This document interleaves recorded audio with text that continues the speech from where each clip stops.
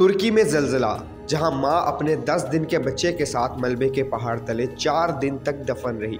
तुर्की और शाम में तबाहकुन जलजले को आए काफ़ी दिन हो गए। इस जलजले में जहां 33,000 अफराद अपनी ज़िंदगी के बाजी हार गए, वहीं मायूसी के लम्हात में मुतासिरीन की चंद ऐसी कहानियां भी सामने आईं जो किसी मौजज़े से कम नहीं। ऐसी ही दिल छू लेने वाली एक कहानी निकला कमूज और उनके नौमौलूद बेटे यागीज़ की भी है।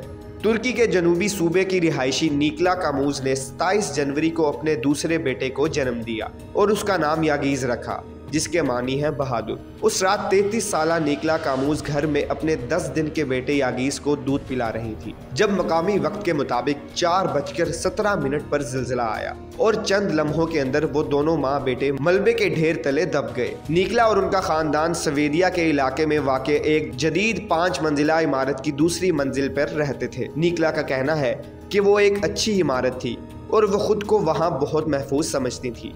उनके वहमो गुमान में भी न था कि ये इलाका ज़लज़ले से इस कदर मुतासिर होगा कि जहां हर मोड़ पर मौजूद लोगों से भरी इमारतें तबाह और बर्बाद हो जाएंगी। जब ज़लज़ले के झटके शुरू हुए तो मैं दूसरे कमरे में मौजूद अपने शोहर के पास जाना चाहती थी और वो भी यही चाहते थे, लेकिन जब उन्होंने हमारे दूसरे बेटे के साथ मेरे पास आने की कोशिश की तो अलमारी उन पर गिर गई और उनके लिए हरकत करना नामुमकिन रहा। जलजले के झटके शदीद होते गए, यहाँ तक कि हमारी दीवार गिर गई। उस वक्त कमरा लर्ज रहा था और इमारत भी अपनी जगह से हिल चुकी थी। जब इमारत लर्जना बंद हुई तो मुझे ये एहसास नहीं हुआ कि मैं एक मंजिल से नीचे गिर गई। मैंने अपने शोहर का नाम पुकारा, लेकिन मुझे कोई जवाब नहीं मिला। चंद लम्हों बाद निकला ने अपने नन्हे बच्चे को अपने सीने पर लेटा पाया, जो इस तमाम अरसे में अब भी उनके बाजुओं के हसार में मौजूद था। जलजले के झटकों से गिरने वाली अलमारी कंक्रीट की एक बड़ी स्लैब को उनके दोनों पर गिरने से रोकने में हायल रही और वो कुचलने से महफूज रहे। ये दोनों माँ बेटे मलबे के ढेर में तकरीबन 4 दिन तक इसी पोजीशन में रहे। मलबे के ढेर में पहला दिन। मलबे के ढेर के नीचे दबी निकला को अपने आसपास घुप अंधेरे के सिवा कुछ दिखाई नहीं दे रहा था, इसलिए उन्होंने अपने इर्द गिर्द के माहौल से मुतालिक जानने के लिए अपने दीगर हवासों पर इन्हिसार करना पड़ा। उनके इत्मीनान के लिए सबसे बड़ी बात यह थी कि उनका नौमौलूद बेटा यागीज़ अभी तक सांस ले रहा था। धूल और मिट्टी की वजह से उन्हें पहले तो सांस लेने के लिए दुश्वारी महसूस हुई, लेकिन वो मलबे में दबे होने की वजह से सर्दी से महफूज थी और उन्होंने खुद को तसल्ली दी कि सब जल्दी ठीक हो जाएगा। उन्हें लगा जैसे उनके नीचे बच्चों के खिलौने दबे हुए हैं, लेकिन वो उसे चेक करने या खुद को ज्यादा आरामदाह पोजीशन में लाने के लिए कोई तदबीर नहीं कर सकती थी। अलमारी के अलावा निकला अपने बेटे की मुलायम जिल्द और पहने गए कपड़ों के लम्स के अलावा जो महसूस कर पा रही थी वो कंक्रीट और मलबे का ढेर था। उन्हें दूर से कुछ आवाजें सुनाई दे रही थी।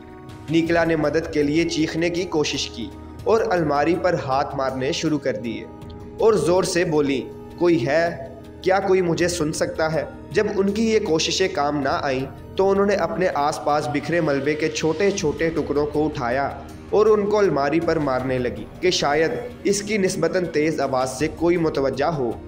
ताहम इस दौरान उन्हें डर रहा कि अलमारी उनके ऊपर गिर न जाए, लेकिन उनकी इन आवाज़ों का कहीं से कोई जवाब ना आया। निकला को खदशा हुआ कि शायद उनकी जानिब कोई भी नहीं आएगा। मलबे के नीचे घुप अंधेरे में निकला ने सबसे पहले वक्त गुजरने का एहसास खो दिया और साथ ही उन्हें अनगिनत अंदेशों ने घेर लिया। जब नन्हा बच्चा पैदा होता है तो वालिदैन अपनी ज़िंदगी के लिए बहुत सी नई चीज़ों की मनसूबाबंदी करते हैं और फिर एक दिन अचानक आप मलबे के नीचे दब जाते हैं। इन तमाम खदशात के बावजूद वो जानती थी कि उन्हें अपने बेटे यागीज़ की देखभाल करनी है। इस छोटी सी जगह में वो इसे दूध पिलाने के काबिल ज़रूर थी, ताहम उनके अपने लिए ना पानी था ना खुराक जिससे वो अपनी तवानाई बहाल रख पाती। मायूसी के इस आलम में उन्होंने अपनी छाती का दूध खुद पीने की कोशिश की, ताहम वो नाकाम रही। निकला घुप अंधेरे में ऊपर से ड्रिल मशीनों की गिरगिराहट को महसूस कर रही थी, साथ ही भागते कदमों की आवाज़ें भी सुनाई देती थीं, लेकिन वो आवाज़ें मध्यम थीं। उन्होंने उस वक्त तक अपनी तवानाई बचाने और खामोश रहने का फैसला किया जब तक कि बाहर से सुनाई देने वाली आवाज़ें करीब ना आ जाएं। निकला का एक बच्चा उनके सीने पर था, जबकि उनके शौहर और बड़ा बेटा उनसे कहीं दूर मलबे में दबे थे। खुद निकला इस दौरान मुसलसल अपने ख़ानदान के बारे में सोच रही थी। उन्हें मुसलसल ये सोचें भी परेशान कर रही थी कि जलजले में उनके प्यारों का क्या हाल हुआ होगा। निकला ने यह नहीं सोचा था कि वो इस मलबे से निकल पाएंगी।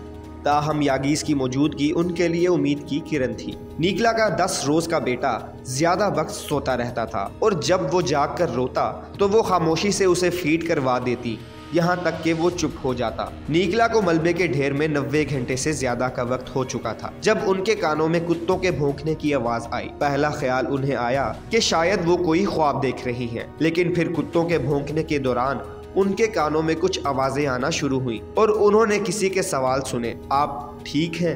ہاں کے لیے ایک بار دستک دیں۔ ایک اور آواز سنائی دی کہ آپ کس اپارٹمنٹ میں رہتی تھیں۔ آخر کار ان کو ڈھونڈ لیا گیا تھا۔ امدادی کارکنوں نے انہیں ریسکیو کرنے کے لیے احتیاط سے ملبہ ہٹانے کا کام شروع کیا، یہاں تک ٹارچ کی روشنی نے اندھیروں کو توڑ ڈالا۔ جب فائر ڈپارٹمنٹ کی ریسکیو ٹیم نے سوال کیا کہ ان کے بیٹے یاگیز کی عمر کتنی ہے تو وقت کے احساس سے آری نیکلا بے یقینی کا شکار تھی۔ میں صرف اتنا جانتی ہوں کہ جب زلزلہ آیا تو میرا بیٹا 10 دن کا تھا۔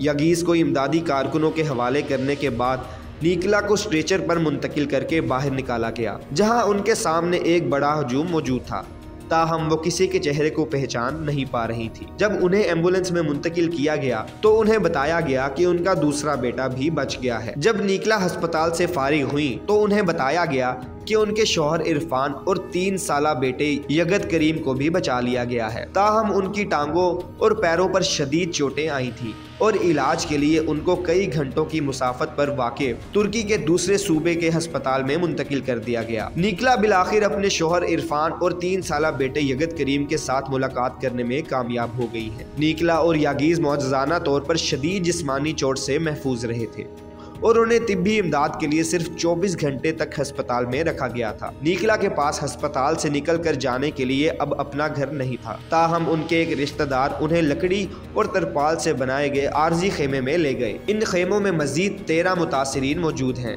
اور یہ سب اپنے گھر کھو چکے ہیں۔ کیمپ میں موجود یہ تمام لوگ ایک خاندان کی طرح ایک دوسرے کا ساتھ دیتے ہیں، ایک چھوٹے سے چولہے پر کافی بناتے ہیں، وقت گزارنے کے لیے شطرنج کھیلتے ہیں اور اپنے دکھ سکھ ایک دوسرے کو سناتے ہیں۔ نیکلا کے ساتھ جو کچھ بیتی اب وہ ذہنی طور پر اس سے نکلنے کی کوشش میں ہے۔ اپنی جان بچانے کے لیے اپنے بیٹے یاگیز کی مقروض ہوں۔ مجھے لگتا ہے کہ اگر میرا بچہ اتنا بہادر نہ ہوتا تو شاید میں اس قدر مضبوط نہ ہو پاتی۔ اب نیکلا کا ایک خواب ہے کہ جو کچھ بیتا اب ایسا دوبارہ کبھی نہ ہو۔ میں بہت خوش ہوں کہ میرا بیٹا اتنا چھوٹا ہے کہ یہ بھیانک خواب اسے یاد نہیں رہے گا۔ نیکلا کو اپنی بیتی سنانے کے دوران فون پر ایک کال آتی ہے تو وہ بے ساختہ مسکراتی ہیں۔ دوسری جانب فون پر ہسپتال کے بستر سے ان کے شوہر عرفان اور 3 سالہ بیٹا یگت کریم مسکراتے اور ہاتھ لہراتے دکھائی دے رہے ہیں۔ عرفان موبائل سکرین کے ذریعے اپنے ننھے بچے سے پوچھ رہے ہیں، ہیلو جگنو، کیسا ہے میرا بہادر بیٹا؟